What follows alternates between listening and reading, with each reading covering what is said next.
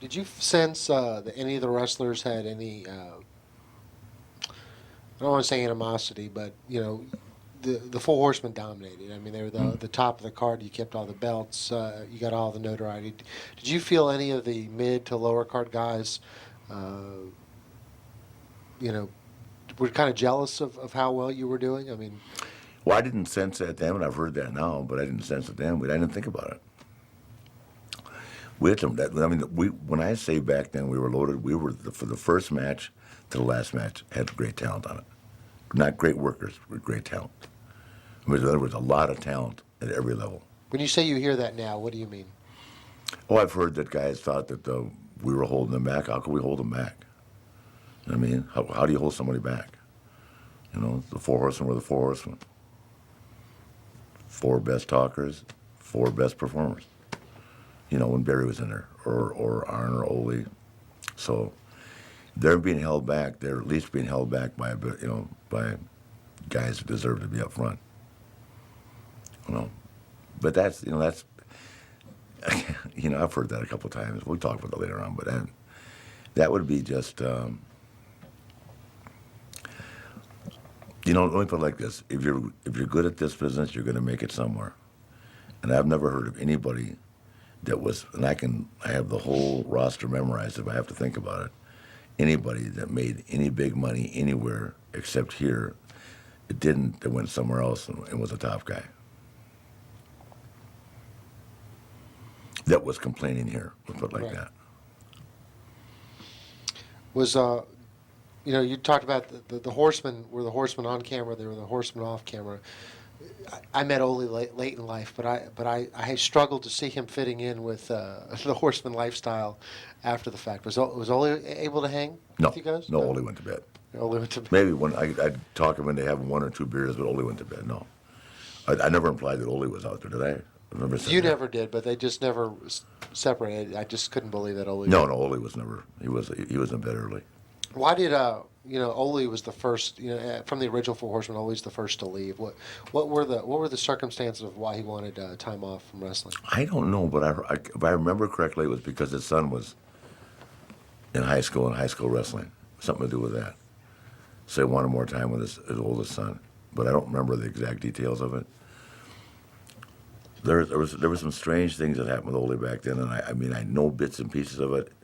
If someone will remind me of different things that went on, but at that point in time, I don't know what I can't remember why it was, but if I remember correctly, well, the first time was because his oldest son was in high school wrestling, and Ole had been an amateur wrestler and wanted to be there for more of his stuff, contribute more to his life. Kind of like me when I wanted more time with Reed at that age. Mm-hmm. I just say it's kind of funny that Yeah, that happened. yeah. The same thing happened. But at the same time, my schedule was easier then too. When Ole took time off, and we were working every day. I mean, if he wanted to spend some time with his son, he had to take himself out of the light. I think that's the main reason. I can't remember any other reason. Whose decision was it to replace Ole with Lex as the fourth horseman? Dusty. Would that have been your first pick? Looking at the roster at the time. Um, yeah, actually, I can remember. If you're bringing this up, I can remember Dusty taking me in the office saying, "We got this guy. It's going to be a combination of you and Nick Bockwinkel." So it came out of Dusty's mouth. And I knew Luger from Florida, so I'd already been around him. I liked him, and I thought, yeah, why not? I didn't have objection to it. It's rumored that Arn wasn't as receptive to Lex being part of the group. Was that true Um, I don't remember R&B not being receptive to it. The thing that one day the thing that you know I had to explain to everybody one day, and after I explained it to them, the guys were upset with me with the way I worked with Luger and Sting. Because if you didn't work that way with them, as green as they were, you couldn't have a match. And it was my job back then to have a match with them and draw money at the same time. So I'm trying to teach them, trying to draw money with them, trying to get them so they learn their role, and emphasize their style, which I can see is either going to be like a little Steamboat or a little bit of Barry or a little bit of, and Luger. Sting, of course, ultimately ended up being able to do anything. Lex never had, Lex is one of these guys that had to learn on the fly. So, and it wasn't my job to teach Luger how to work at that time.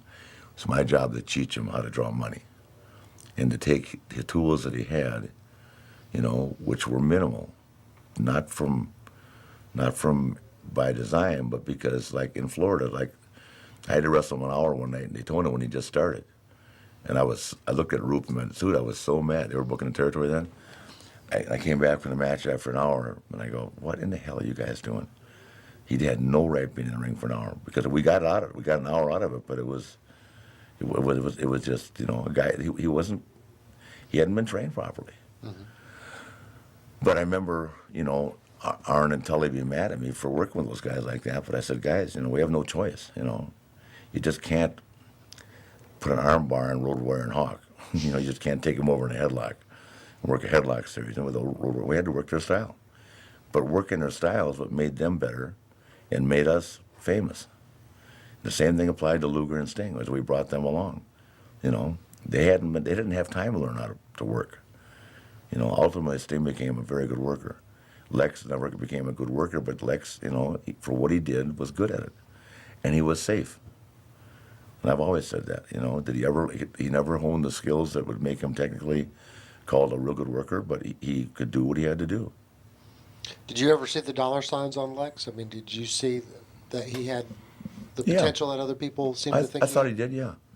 Yeah. Where Luger got heat is Luger was the first locker room lawyer. He'd come from pro football. He'd been in a contract situation. He was smart enough to hold Crockett up for a contract, which was a lot more money than what he was making. And that's where he got heat with the guys. Because he was making more than everybody else? Yeah, yeah. Does news like that travel very quickly in a locker room? Yeah. Yeah, and then, of course, he had made the mistake of talking about it, Not how much money he was making, but he was the first guy to walk in and start talking about, why do we do this? Asking. And he wasn't in enough to be talking about asking questions why.